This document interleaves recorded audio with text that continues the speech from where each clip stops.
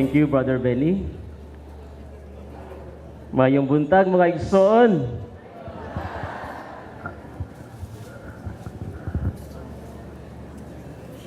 A pleasant morning to everyone. I know that you are so filled with the Spirit of God today. Amen? Well, my founder, our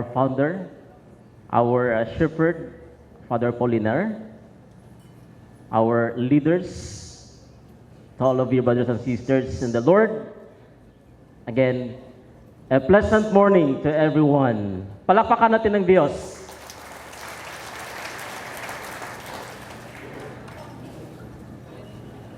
I am so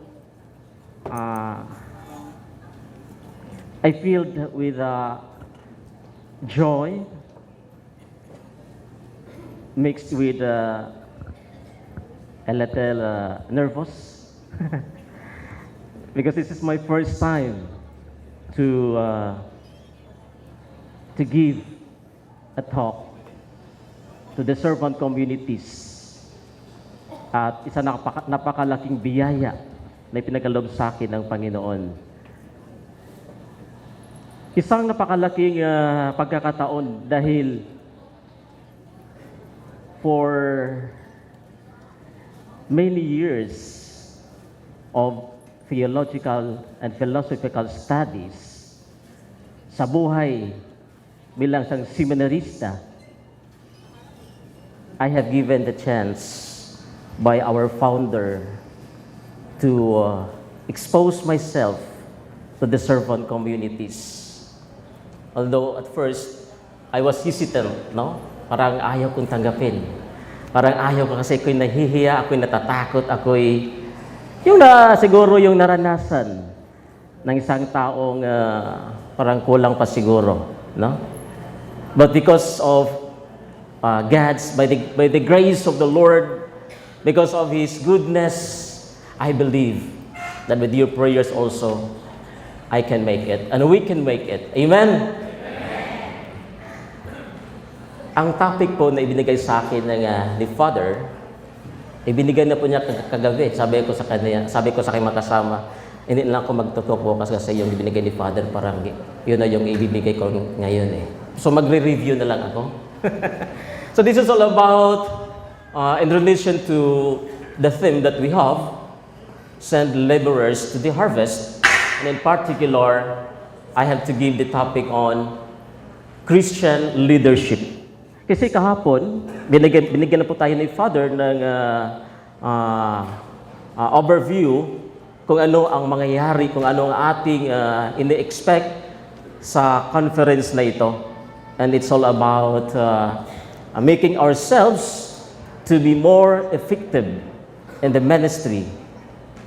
And it is not only that, kinakailangan ang bawat isa sa atin ay maimulat sa isang katotohanan that we are all leaders and we are serving God's people. At since we are leaders, we are going to fulfill the commandments of the Lord. And one of those commands ay magiging tagapagturo, magiging teachers, magiging builders of other leaders. Kaya nga ito yung topic ko ngayon. It's all about Christian leadership and the proof of a true Christian leadership. So, at the onset of this topic, my dear brothers and sisters, I am stressing on the importance of this topic. No? Not because I see myself as a perfect example of Christian leader or of maturity, ngunit I see it that this is also one of the most lacking elements in the church today. At ano ba itong lacking elements of the church, and in particular sa ating mga communities? These are the qualities of the spiritual maturity of our leaders. Because these spiritual qualities of maturity are so determinative in the church and in the society as a whole. Di ba? Ito talaga ang tinitingnan. Ito ang laging napupuna sa simbahan, sa society, kung gaano ka-mature ang isang namumuno. And I would like to thank Father Polinar for giving me an opportunity to develop and to give this topic. For I myself recognized the need of this in my own life and ministry as one in a possession of leadership, a priest, and a leader of men.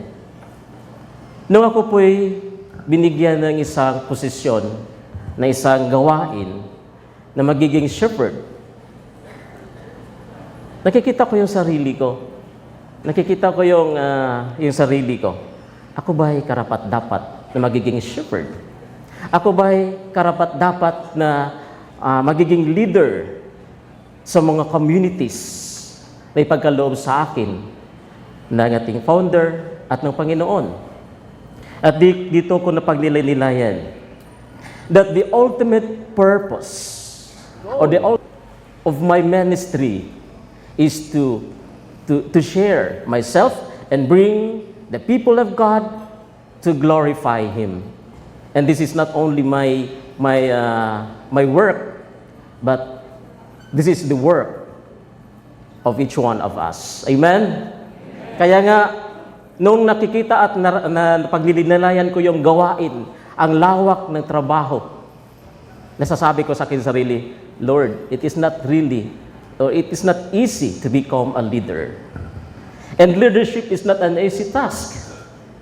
Kayo mga leaders, madali lang ba magiging leader? Ha? Ito ba'y madaling gawain?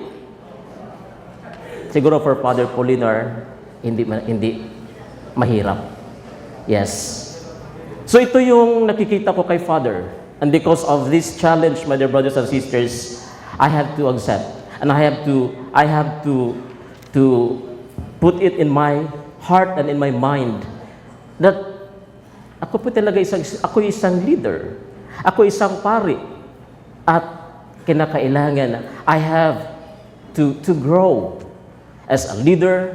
I have to grow in my spirit so that I can be an effective instrument of God just like our founder. Kaya yung sinasabi ng mga kapatid natin, para kang, yung height mo, Father, parang si Father Polinar. No? No. Marami din sabi, Father, para kang si Father Polinar. Ay, nakakahiya naman kasi si Father Polinar ang galing-galing. Di ba? Talagang ibang-iba si Father. Well, sa height lang siguro, pareho kami ni Father. Sa kagapuhan, mas pogi si Father. Di ba ba? At banal na banal. My dear brothers and sisters, that's our ultimate goal also. While we are here in this community, this is our goal. To glorify God and to teach or bring others to glorify God. So, in this topic, Christian leadership, kasi gusto kong mas maintindihan, ano ba talaga ang ibig sabihin? Pag sinasabi natin Christian leadership, so I have to go to some research and studies. No? Kung nabasa ko talaga kasi minsan mahirap intindihin yung mga sinasabi pag hindi tinaintindihan kung ano ba talaga ang ibig sabihin ng isang salita. So here, I have to allow me, first of all, to present to you some of the definitions of what is leadership. So maraming definitions. Marami tayong mababasa sa mga books or kahit saan, yung mga ideas sa ibang tao if we're going to ask them. But here, mayroon pong ibang iilan sa mga ipipresent sa inyo. Just like what Harry Truman says, that leadership is the art of persuading people to do what they should have done in the first place. Persuading people to do what they should have done in the first place. Another, may nagsasabi that leadership is influencing people by providing purpose, direction, and motivation while operating to accomplish the mission and improving the organization. And then, mayroon pang nagsasabi that leadership is the art of getting things done through people. The art of combining ideas, things, people, time, and faith to achieve the predetermined objectives. May nagsasabi that leadership is the discipline of deliberately exerting special influence within a group to move it toward goals of beneficial permanence that fulfill the group's real needs. Now, boiling down these definitions, out of these informations, we can get some common elements of Christian leadership. Ano ba ang tinuturo sa Bible? Ano ba sinasabi ng Bible sa atin about Christian leadership? Now, if we are going to look at the Bible, even in the Old Testament and during the time of Jesus, leadership involves a leader and a group. Di ko ba? And the leader exercises the ability to identify mutually beneficial goals and creates an environment and an effective method that motivates and channels the group to achieve the common goals. Yun po ang nais ipaparating sa atin ni Father. That in this community, yes, we are all leaders. Ngunit kinakailangan mayroong mamumuno sa lahat ng mga ito. Kumbaga, kung sa mga pari o sa bishops, we are equal, no? But there must be one who is the head among the equals, no? So tayong lahat ay mga leaders. Ngunit kinakailangan mayroong mamuno. Mayroong pinipili ang Diyos upang mamuno. So sa Old Testament, marami tayong mababasa doon. And even the time of Jesus, marami tayong mababasa doon na kung saan ang definition of leadership, it really involves a leader and a group. And out of these definitions also, we can say that there are important factors of leadership.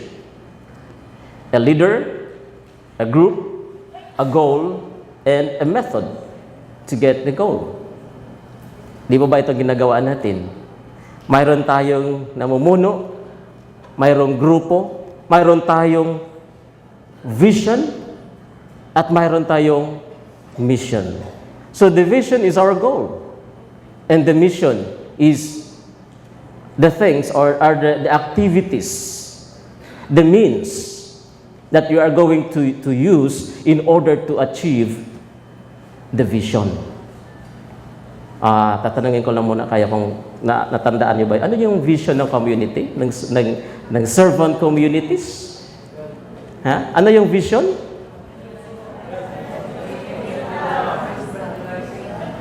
Ha? To build an evangelizing community of love. And what is the mission? Ha? Dito na yung mga papasok yung cell grouping lang ba? So all the activities, all that we are doing in the community, na kung saan ito'y maghahatid sa atin upang may sakatuparan ang ating vision. So that is our mission. Now, Christian leadership, as we are going to give a definition or a description about what is Christian leadership, siguro wala tayong ibang maibigay na description dito. Because Jesus Christ is the best example. Or there is no finer example for Christian leadership than Jesus Christ, our Lord. Kaya nga sinasabi niya in John chapter 10 verse 11, I am the good shepherd. I am the good shepherd. And the good shepherd lays down his life for his sheep.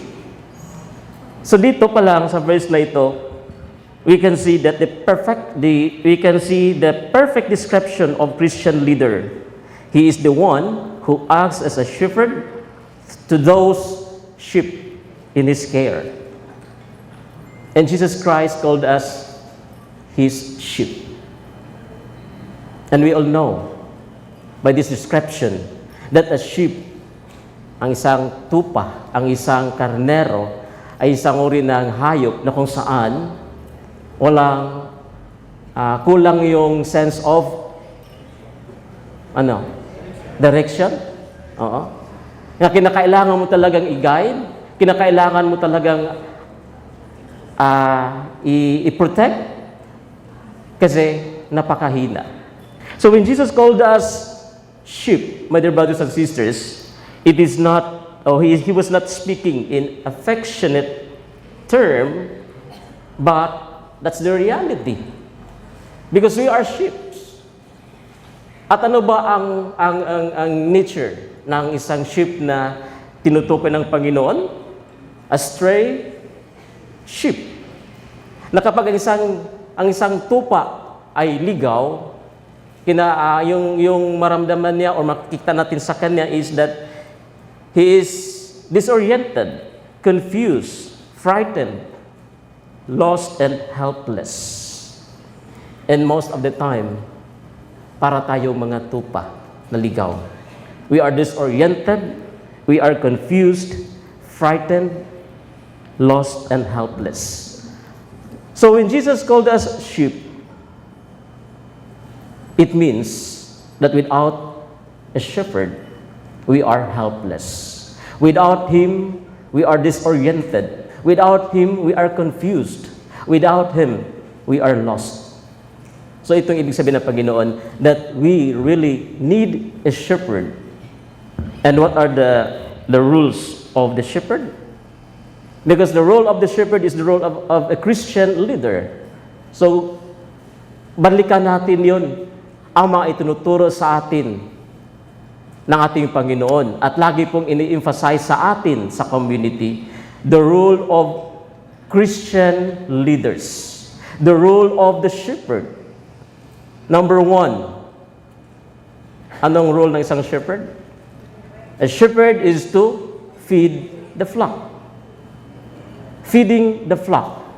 In Deuteronomy 8 verse 3, sinasabi dito, man lives not on bread alone, but that all that proceeds from the mouth of God. So by feeding the flock, lagi nating sinasabi na hindi lang pagkain na physical o hindi lang natin tinutulungan na mabubuhay ang isang kapatid sa pagbibigay ng tulong material. But what the Lord wants us to do, that we must feed our flock by the Word of God. And then the second rule of a shepherd is to guide. Or to lead, or to guide, or to lead the flock. 1 Corinthians verse 11, chapter 11 verse 1, sabi ni Saint Paul, follow my example as I follow the example of Christ. So wala po tayong ibang susundin. Jesus Christ is the best example of a good shepherd. And just like Saint Paul, we are also called to follow the example of Christ so that we can lead, we can guide the flock. Number 3, rule of a Christian leader is to protect the flock. Matthew chapter 7, verse 15, watch out for false prophets. In John 14, verse 6, I am the way, the truth, and the life. Ito po ang ibig sabihin dito, that if we act as a good shepherd, if we do our duty to shepherd the flock, meaning part na yun, na kinakailangan i-protect from the false prophets o sa mga taong nagnanais na iligaw o ilihis ng landas ang ating kapatid. Then, yun ang pinaka basic, to feed, to protect, and to guide. And mayroon pang dinagdag si St. Paul in Galatians chapter 6 verse 2, corrects, no? To give correction. At lagi naman itong ginagawa natin sa community. Kaya nga mayroon tayong mga activities, mayroon tayong mga method na sinusunod para matulungan tayong maitama o mai-correct kung ano ba ang dapat. And in our correction, in giving correction, sabi ni St. Paul, you have to do it by the spirit of gentleness. No? Gentleness. Hindi yung nagkukuri ka as if yung bang hindi ka nagkakamali. Marami yan sa community. Yung bang kinokorek as if ikaw talaga ang laging tama, ikaw lagi ang superior, no? And you cannot feel the spirit of gentleness to that brother or sister giving corrections. And then, maliban doon, a shepherd must comfort his sheep, giving comforts. Ezekiel chapter 34 verse 16, bind up the wounded and strengthen the weak. Trabaho natin yan, mga shepherd, to comfort or to bind up the wounded and strengthen the weak. So, paano? Tutulungan ang mga sugatan. Tutulungan ang mga nanghihina. No? Hindi mas lalong nanghihina. Hindi mas lalong sasaktan. Kundi tutulungan ang mga nasasaktan at i-lift up ang mga nanghihina. So napakalawak, napakalaki, napakarami pala ang gawain ng isang shepherd. So I present this to you, brothers and sisters, for us to really understand that in choosing leaders in the community, you have to bear it in mind, the rules. Na kapag ikaw isang leader, dapat sundin mo kung ano ang ginagawa ng ating Panginoong Jesucristo.